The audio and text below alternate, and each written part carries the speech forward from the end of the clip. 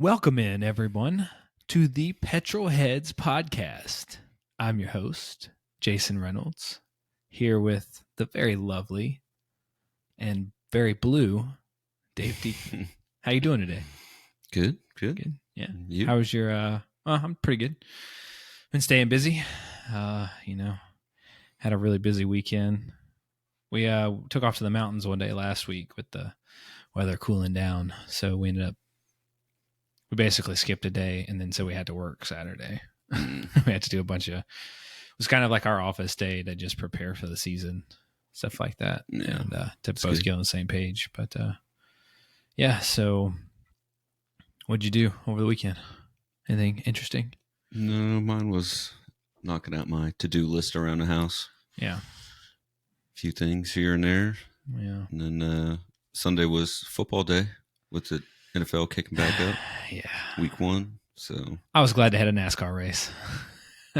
I turned that Panthers game off as fast as I could. It was be a long season for them. Yeah, well, this is a racing podcast. We're not going to talk about that. But so we're here today. We're previewing the 2024 Azerbaijan Grand Prix.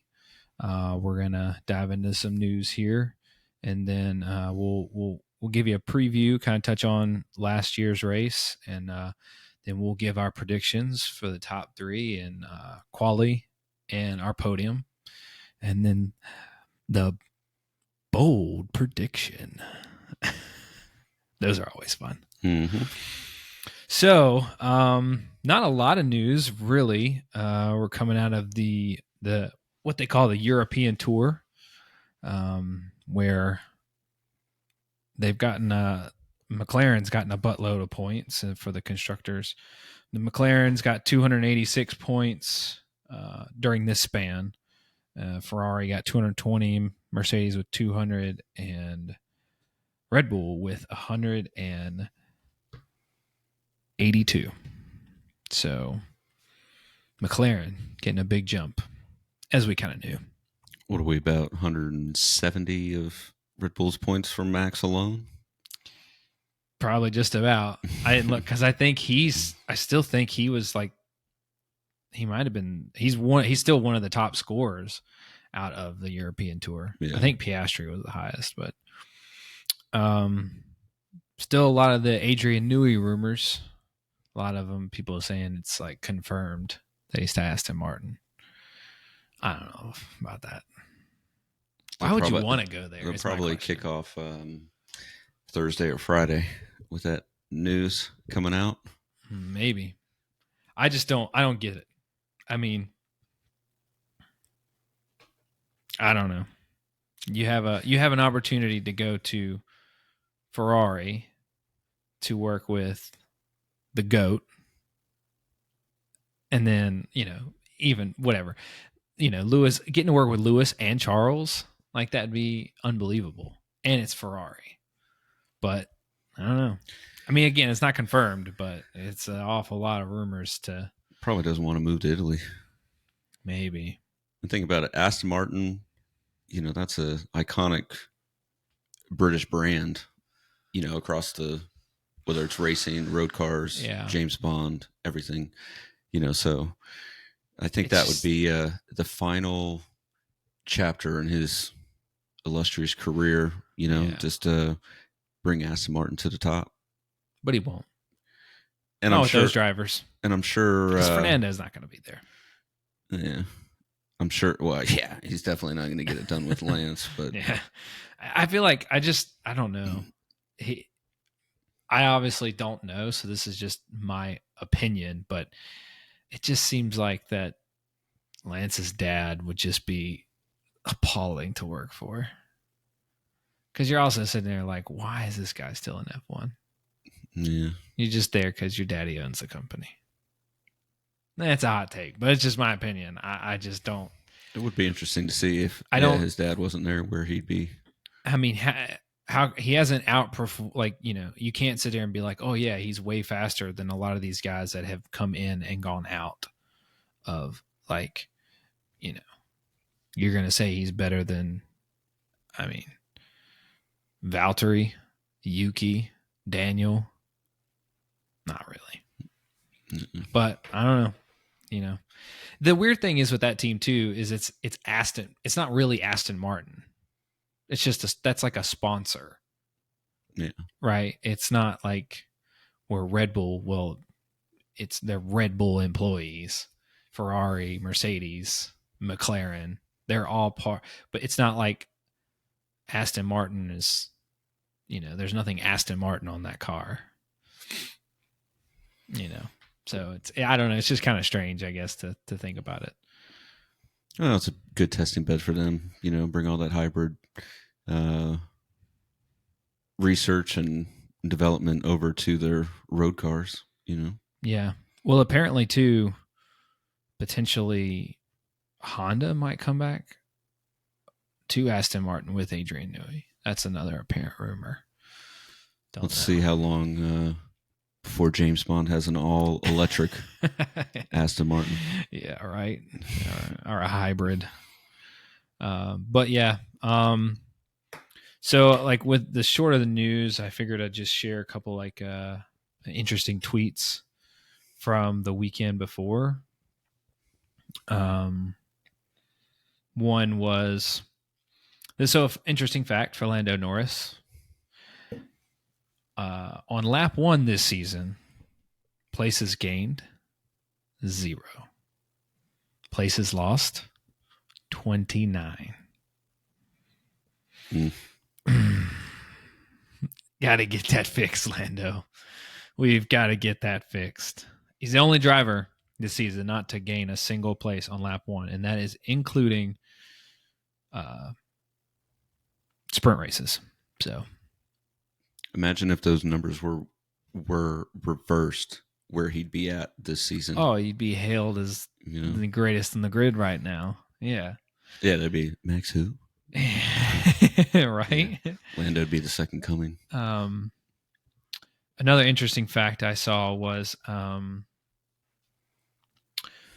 so there was only the last time. So Leclerc this season, so he's got 2 wins, and it's been in the countries whose anthems were played in the correct order for that driver and team.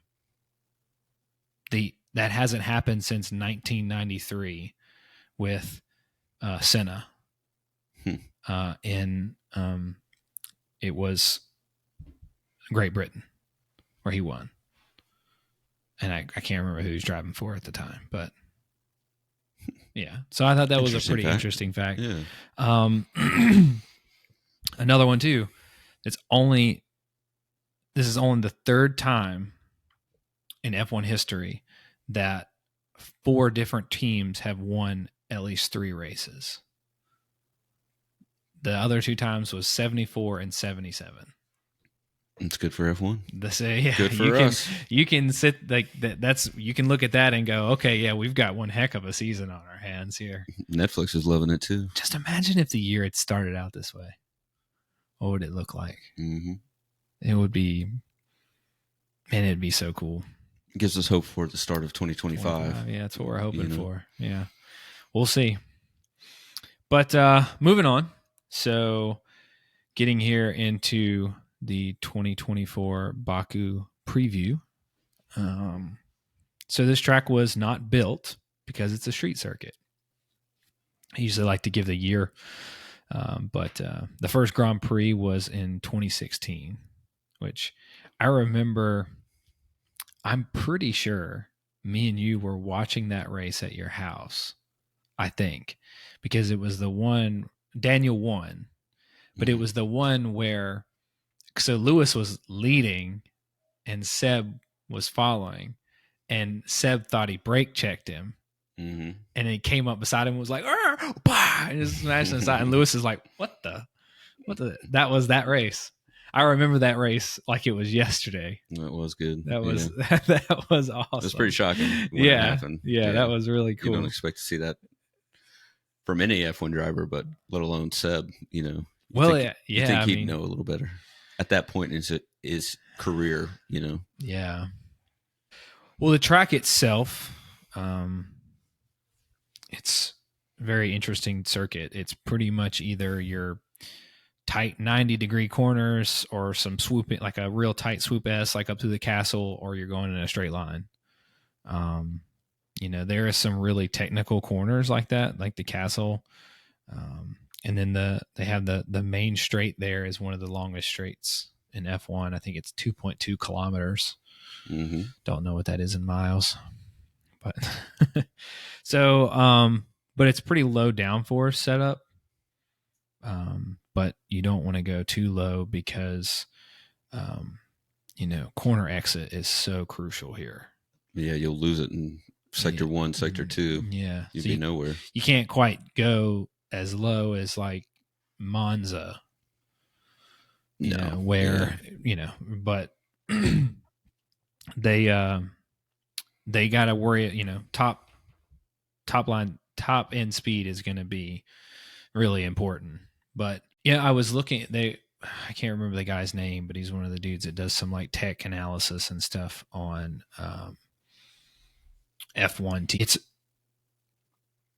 what you're seeing compared to like last year. There's like a drastic difference between the car's top end speed. So he did this graph of where they looked at all the teams' cars. So like he took the top end speed of the car, just the car itself, and then how it was with DRS open, and then how it was with DRS open following a car. And it was really cool. If you interested in like the facts of it, Google it yourself, because it's going to be hard for me to kind of explain. But there was cars that had some of the highest top speed. Like, so the Mercedes last year had one of the lowest top speeds base car, but its DRS effectiveness was one of the best. And so it made up a bunch of miles per hour, compared to the other cars with DRS. So like where you would see a tow would be a huge deal for them. They would they could take advantage of a tow better than some of the other teams. So like qualifying, you would see them not have the straight line speed, but then in the race in DRS, it was powerful. But you're starting to see there's way less variance this year. Mm-hmm. There's like, I think there was maybe 10 kilometers an hour, maybe variance between all the teams. So it's, and the cars, like most of the cars are pretty much similar acting, like how they are affected by drag. These cars are so close now and the field is so tight. The reason I bring that up too is because in the past you could kind of look and go, oh, like, that car is really fast in a straight line. The Red Bull, like it was so fast in a straight line. The DRS was so effective. It was always going to have a massive advantage there. You don't really see that as much now. Yeah. It's there's not as much of a big difference in the cars, which I think is why you're seeing some of these, like even with these tracks that have longer DRS zones, it's becoming even more difficult to pass. So normally you would say Baku has some pretty, it has some pretty decent overtaking points for a street circuit. I'm still a little concerned that like it might not be a lot of overtaking because the cars are going to be super close. Really what it's going to come down to, I think, is the, who's good with their battery. Yeah. So. Yeah, because you're going to have to discharge on the end or the final stretch. Yeah, with only 2 DRS zones, I think really the only good passing zones are into 1 and then into 3 at the end of the DRS zones. And then after that, I think they're just going to have to follow in line, because it's very Monaco-esque, just not a lot of runoff walls everywhere, and it's. You might see a dive bomb here. I saw, I was watching the highlights of 2023. Fernando took a dive bomb on Sainz, one of those 90-degree corners. So it's like, yeah, you'll still see that here and there. It's bringing up 2023. I think it was a decent race. They had a sprint there last year. They don't have, which they're not doing this year. So sprint.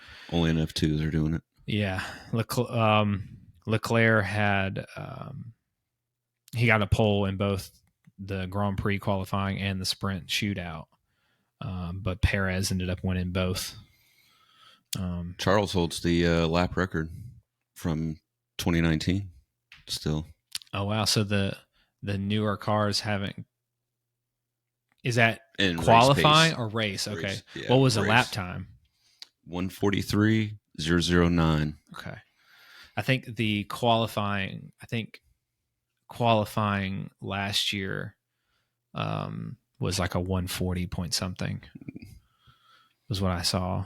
But Leclerc, pretty good there. But they just didn't have the race pace in the car. You know, the DRS, that was like that was the fourth race of the year last year. So that was peak Red Bull, you know. They were just too quick in a straight line. Max ended up getting in the second. Leclerc finished on the podium, but that was Nick DeVries, name you hadn't heard in a while. He had caused a safety car, and Max had pit already, and Perez hadn't. So then Perez got to pit under the safety car, and that's how he inherited the lead. And so that's how he ended up winning that race. Let's see who's going to cause a safety car this year. I can't imagine there won't be, but I don't know. You're not seeing as many. When was the last time we had a safety car? In 2024? Yeah. It's been a little while. Was there wasn't one in Spa, was there? No. I don't think so. Would you have to go all the way back to Austria? Italy for sure. There wasn't. I think you'd have to go all the way back to Austria. Hungary. Was there one in Hungary? I don't think so. We'll have to look that up. Yeah. Confirm it. But it just feels like it's been a while. But yeah, not even a VSC. It feels like it's been forever. Watch, we're going to be loaded with them here. We'll get 3 of them this race. Yeah. Oh, I did skip over something too. Did you see the F3 title decider?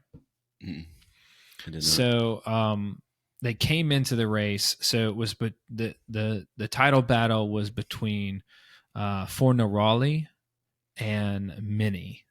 From what I remember, Fornaroli had to finish 2 places in front of Mini. And so they were coming down to the end of the race, and Fornaroli got around Mini, but then, but there was Mansell was racing right there with him. It's Christian Mansell. I mean, he has no relation to Nigel Mansell, but Mansell ended up getting him. So it's Mansell, Fornaroli, and Mini. So in that situation, he'd be losing the championship by 1 point.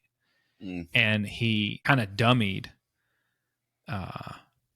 Mansell going into the last corner and sent it and passed him on the last corner to win the championship.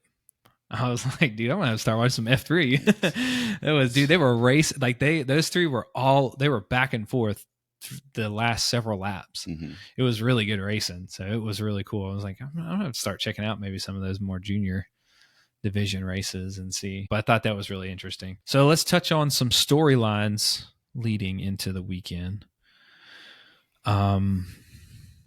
So do you think that McLaren will implement team orders if they're in the situation this weekend?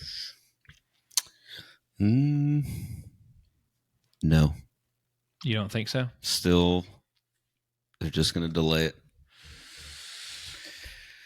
I think they will. I think that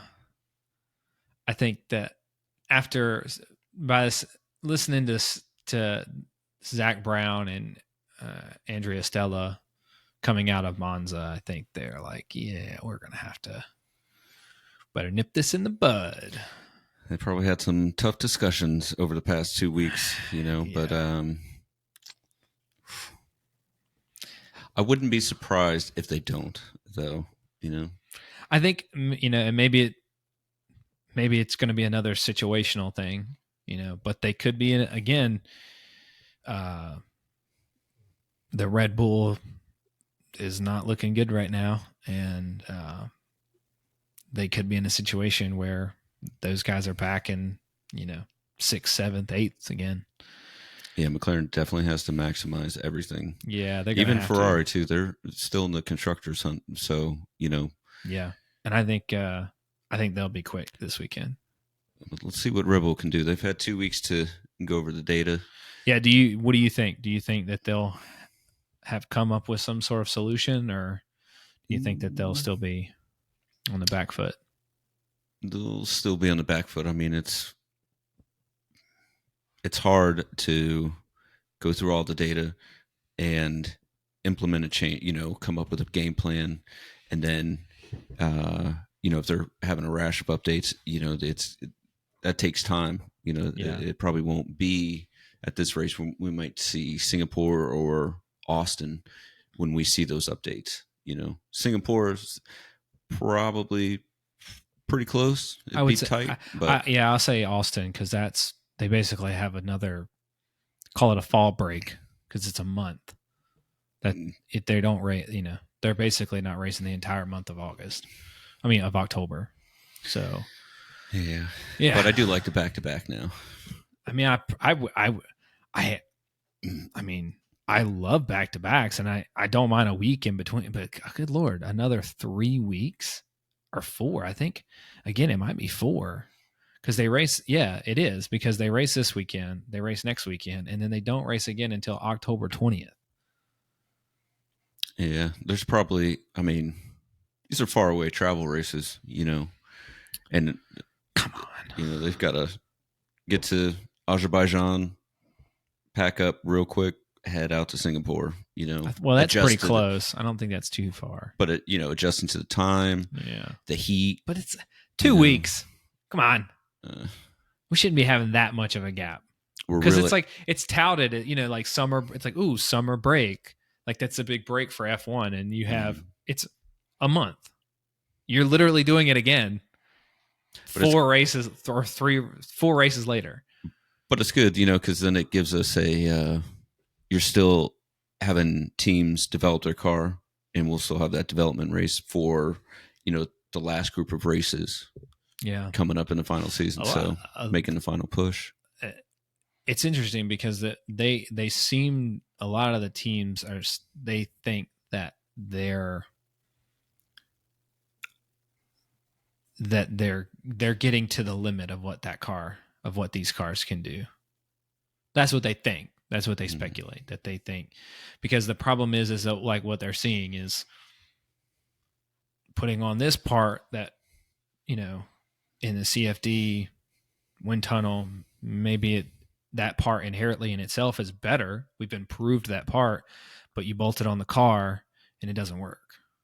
That, because that's what Red Bull were saying too, is they can't just go back to the old spec of the vehicle, that they had, because everyone else has caught up to that and moved ahead. Yeah. So they can't just, that's what I wish I could. I wish you could see, like, where would the current McLaren car compare to Red Bull at, like, Bahrain, if you took the McLaren, how it is now, and the Red Bull then, how would it have compared? That's what I would be. That would be cool. Right there. Because I think it kind of touches on that, the question I had given you, I think, a couple episodes ago, where is the McLaren, is the McLaren just gotten faster and is now a better car than the Red Bull ever was? Or is the current Red Bull actually slower than what it was at the beginning of the season? Because, again, I'm assuming it's a combination of both, because if it was faster, then we'll just go to that spec. We'll just go put those car parts. But I think the McLaren has advanced past that at this point. But that's what I'd be curious of, just to see, like, is the current Red Bull slower than the early, what is it, the RB20 or RB21 that they are now? 20, yeah. Yeah. Is it, like, which one? You know, if you took the current Red Bull that they have right now and went back to, you know, Bahrain, Australia, whatever, what would it be like? I don't know. It'd be like that European points. It would just be there. You'd have probably 5 of them right there, you know, within 15, 20 points of each other. Yeah. And yeah, then it would be really something to talk about. But, you know, that could be a mind game trick that the teams are playing on each other, you know, because if I'm Red Bull, you're McLaren, I could say, you know, we've maxed out this car. You know, that's we're not getting any improvements anywhere. You know, we think this is the absolute limit, but you know, they've got their fingers crossed, and McLaren's reading that, and they're probably thinking, all right, now's our chance. You know, but while Red Bull's just still making those positive gains, and because you've got to throw your rivals off a little bit, you know, and anything you can say to, you know, be like, show a little sign of weakness, or, you know, what teams are going to interpret as signs of weakness. Yeah. Then it's, you know, could really throw them off. Yeah, could. I mean, the big problem for Red Bull right now too is you have to think the more setbacks they have on this car is only going to negatively impact them for next year, because where, like, the Red Bull was able to in the past, that McLaren is better. It starts getting ahead. They can focus on just making small changes and then start focusing on next year's car, where Red Bull's they're desperate right now. Mm-hmm. They're desperately trying, we got to fix this car, you know, otherwise we're going to lose both championships. And that's going to, so that's more time and resources that's not going into the 2025 car. It'd be interesting to see. Which is what we want. Yeah. You know, I know Red Bull has a whole team of excellent engineers, smart, you know, nothing to shy away from, but, you know, without Adrian Newey there, it'd be interesting to see how he lead that team of engineers and designers to, you know, to fix the car, you know, because now Red Bull's saying, whoa, don't look at this, you know. Probably. You know, because they already know he's out. Yeah. Maybe they might not know where he's going, but yeah, they definitely are not going to let him have unrestricted access to everything anymore. I mean, granted, he knows the car in and out. Yeah, because I'd love to know, because, again, by the time he's going to be able to start designing a car, it's going to be 2026. And those cars are going to be completely different. Mm-hmm. Right? So it's like, I don't know. Is it more just like he's kind of checked out? Or are they, because if I was Red Bull, I would probably still be in the situation where we'll take our chances in the future. Just help us right now. Yeah. Again, it's a combination of these cars are just, they're so sensitive to minor changes. The combination of that with also the pressures at Red Bull right now and some of the, you know, the internal turmoil. Yeah. And I think that those things just have an effect. Oh yeah. And a deeper effect than you realize too, because, you know, everybody in Red Bull's going, what the hell's going on here? And they're not focusing on, you know, working on the car. And then you have outside pressures, because, again, this is a knock on Max, in my opinion. That's what separates him, to me, right now from some of the top guys, because he's not making that team better, in my opinion. He's not helping. He's just like, he is creating negative energy. There's obviously pressure from his family, his dad. You know, it's kind of more of where I prefer Lewis's approach. Or you've seen, like, you know, Leclerc, Lando. They'll be vocal about, hey, like, you know, the car's not where it needs to be. We need to work on this. We need to work on that. Sometimes questioning the calls that they made. Mm-hmm. But at the end of the day, they back their team. They have their full support. They show how much they believe in the teams, their own team. And I think that elevates.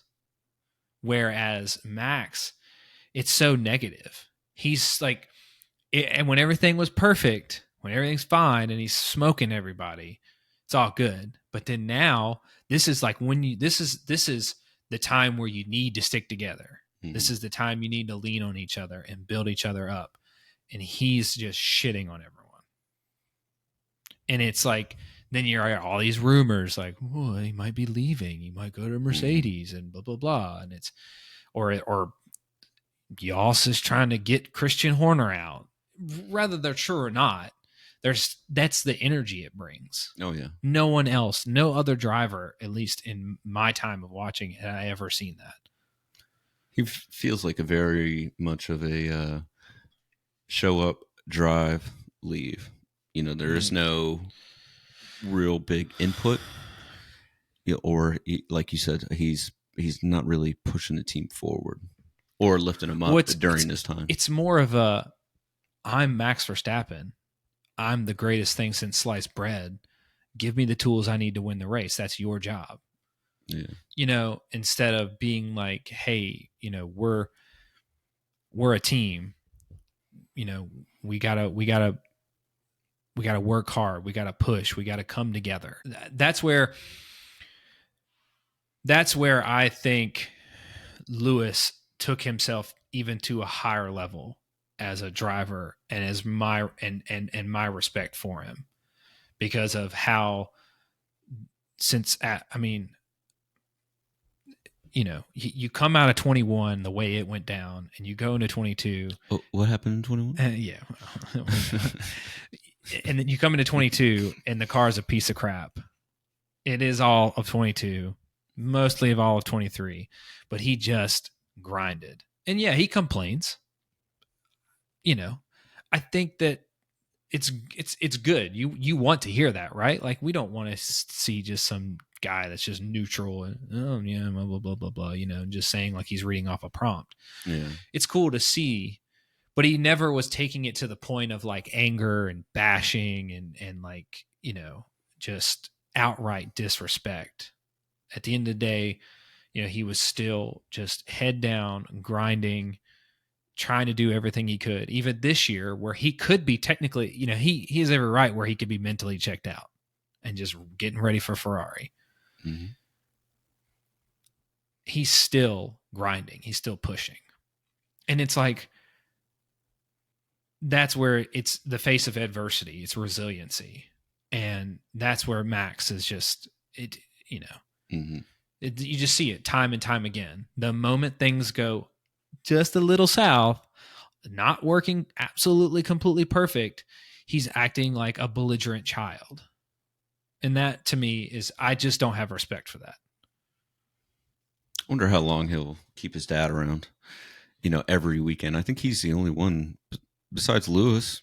Well, most of the time, do you remember with Lewis eventually cut his dad out. Yeah. He's like, look, you're interfering. You're putting too much kind of pressure on me. Wonder if this Max is destroying our relationship. I don't know. I don't think so. I think they're from two different worlds. You know, I think Lewis, he kind of came from not a lot. He didn't come from money. Max did. Max is always... He's always just been in F1, you know, with basically, his dad. Yeah. You know? Like, I mean, it was just, he had a clear path. Mm-hmm. And I just think that he's been surrounded by these people that just, it's just telling him what he wants to hear. Yes, man. Just grooming him to believe that he's the greatest thing that's ever lived. Once that starts, they're like, I love it. Yeah, and it's not. And again, I think that there is a good side of Max. I have seen some. I'm not trying to say like Max is some worthless piece of shit. Like I've seen, and at the end of the day, you have to still remember he's only 26 years old.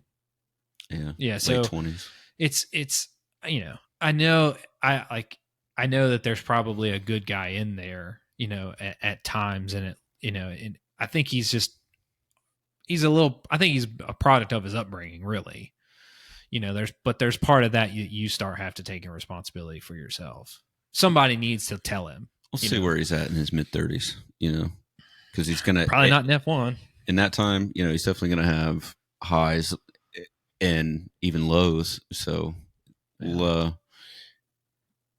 have to come back and compare, Max now to mid-30s Max, late 30s. It seems like that's what we were doing, right, over the past 2 years. It was, he's so much more mature. He's a complete racing driver. And then it's just like one bad move, a little bit of pressure, loses shit. Well, we'll see. I don't know. But I think that they'll be off, I think, still. I don't think you're going to fix that car overnight. And by the way, I looked at Monza. I can't imagine it's going to be better at, Baku, where they've kind of historically never been great. At least as street circuits. Baku is a little bit different, but I don't know. I don't expect they'll be up there. They're not going to be making huge gains, I don't think. Yeah, and I don't think, again, they don't have that massive straight line DRS advantage like they did, I think as Ferrari far as compared to the beginning of the season? Well, or last year. Yeah, more like last year and beginning of this year too. That was like, any drivers that would race with them, and you've seen it. They were just, the DRS was so powerful, and they were so fast in a straight line compared to everyone else. Because they got it right at the very beginning, so they could just keep improving while everyone else was trying to fix the porpoising and all these other things. And then finally, the other teams caught up, and things have evened out. And now they're starting to go downhill. So, but yeah, I don't know. This will be an interesting weekend. So let's move on to our predictions. I'm going to give you my top 3 for quali. So I think, well, let's do it a little differently. Let's start from P3 and we'll each give ours. So we'll each go our P3, P2, P1. Okay. And we'll do that for both. So I'll start. At P3, I have Hamilton. I think that it's so hard because it's so much of it is going to be like tires and conditions, but at least it seemed like they were really good at Spa, which I think has some similarities as far as like a straight line speed. I can't remember exactly how good they are in the lower speed corners. I think they were pretty good. But yeah, I think Mercedes could stick a car in the top 3. I'm going Norris, P3. Okay. And I know who's going to be in front of him. Predictable. Well, P2, I have Norris. So I think, that car is just going to be, I think there's still going to be the best car this weekend. It's just, qualifying is so close. I think the qualifying specialists might just get him ahead. I've got Charles coming in P2. Well, that's who I have getting the pole. Leclerc, I think. I'm gonna give it to Oscar for this race. This guy. Oscar's in championship winning mode. No, I don't. You got Mark Webber chirping in his ear saying, "You know what? You're no number 2. Go out there and show us. Papaya rules. Oscar saying, okay, yeah, sure. No, I don't think. I don't know. We better write this down so you don't.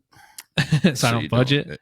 You don't. Well, I there was something I did want to add to this. I think that it'll be off camera, obviously, but if we come into the weekend and there's going to be weather, we can be allowed to reset our predictions, because I think that changes a lot of things. Because like if we were going into weather this weekend, screw that. No, well, I say both, not just one of us, but both of us. We can choose if we want to. Because like if I knew that it was raining this weekend, it'd be hard not to want to put Max up there. I would think I would look at things a little differently. Yeah, he is a wet weather maestro. I mean, not as good as Lewis, but I probably wouldn't have Leclerc up there because I feel like Leclerc's not always been the best in the rain. But anyways, that's top 3. And so race finish. Who's your P3?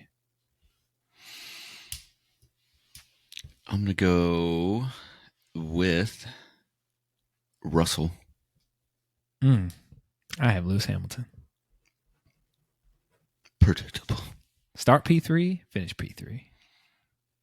You got P2. P2, I'm giving it to Lando. Okay, so you got Lando moving up a spot. Mm-hmm. Okay. I've got Leclerc. He's going to lose 3 on the start, and he's going to have to work his ass off, okay. But he's going to make those fair back enough. up. Yeah, fair enough. That could definitely happen. I've got Leclerc in P2. And my P1 is Norris. I think that just the raw pace of the McLaren will get Norris ahead. And I think that's where they'll finish. I'm going Oscar, starting P1, finishing P1. He's gonna hold the lead the entire race, and everybody's gonna say that's a championship drive. Is that your bold prediction that Oscar leads every single lap? No, I have a bolder prediction. All right. Give me your bold prediction. He won't lead every lap. I mean, there'll probably be, the cycle pit stops. Mm-hmm. I think it'll be a 2-stopper. I don't know. It's so low degradation there. I mean, I don't know. I think it'll just be a everybody's on a 1-stop high right now. Everybody's like, it could work. Yeah. Yeah. I mean, I just think they've typically, I mean, it is such a low degradation track. Let's go 2 stops. Soft, hard. That's going to win the race. Medium, hard. Soft, hard is going to win the race. Is that your bold prediction? No. You got an awful lot of predictions going on here. I think I'm going to hold you to all of them. Watch them all come right. All right. What's your actual bold prediction? Bierman gets the Haas into the points, beats Hulkenberg. That's my exact prediction. Oh man! But I have Behrman will score at least 1 point, and I originally had typed up that he outscores Nico, but I was like, I'm not gonna go that far. I think Nico will probably still be ahead. But I was thinking more like a P9, P10. Like, I would say no higher than 8th. But I could. Well, no, I mean, but it's still 9th Formula. And 10th is pretty realistic. They're Formula B, right? Yeah, that's just they're Formula 1B.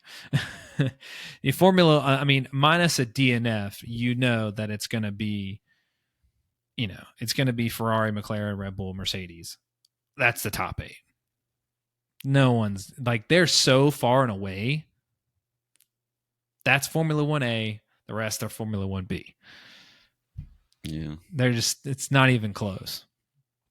Let's see. Here. So, all right. So I guess I got to change because I let you go first. I think you looked at my paper when I wasn't in here and you were like, that is genius. I'm going to take that. That's what you did. I could change mine. No, I could call Franco. P10 getting Williams in the points. Yeah, I forget that Colapinto. Yeah. But he's kind of in the same spot where Oliver is. They don't have anything to lose, so it's just like. Psh. But Williams is probably a little gun shy after Logan all the season. They're like, don't you dare put that in the wall.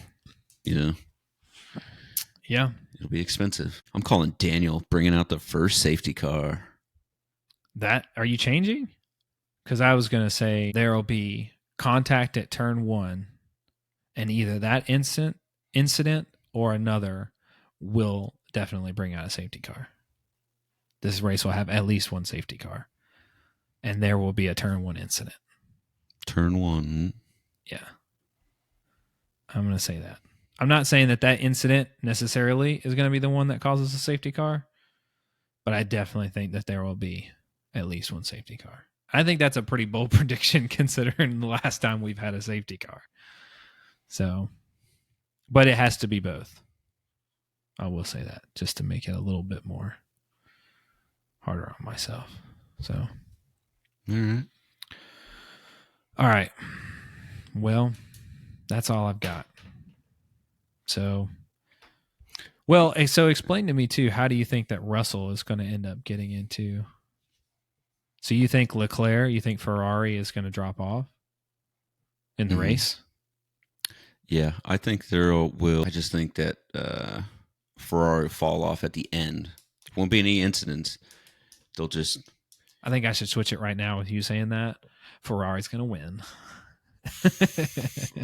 Because you said Mercedes wasn't going to be in the points last week, and look what happened there. They were close, though. No, they weren't. They were close. No. Lewis, P5. I'm going to say contact between Norris and Hamilton.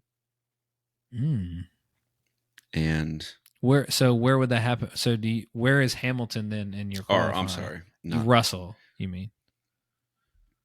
Let's rewind. Carlos and Hamilton. Okay, gotcha. Contact. Yeah. And he's going to be pissed off, like, motherfucker, taking my seat. So I think Russell will be ahead of Lewis, but Carlos will be behind Lewis, and they'll come together and maybe not be out of the race, but definitely have to come into the pits, and that's essentially race over for him,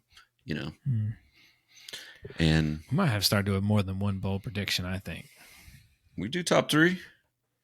I think we need to start doing 2 or 3. Do like a team bold prediction and like a driver bold prediction, maybe something like that. I don't know. We'll figure it out. All right. Well, that's it for us. Go McLaren. Go Ferrari. Go Mercedes. Hope you enjoy the Azerbaijan Grand Prix. I hope you enjoyed this episode. If you're watching on YouTube, like the video, subscribe to the channel. And if you listen on Spotify, Apple Podcasts, leave us a review, give us some feedback, and we'll see you guys next time for the 2024 Azerbaijan Grand Prix review. Come on, Oliver. Give me P8. Till next time. See you guys. Bye.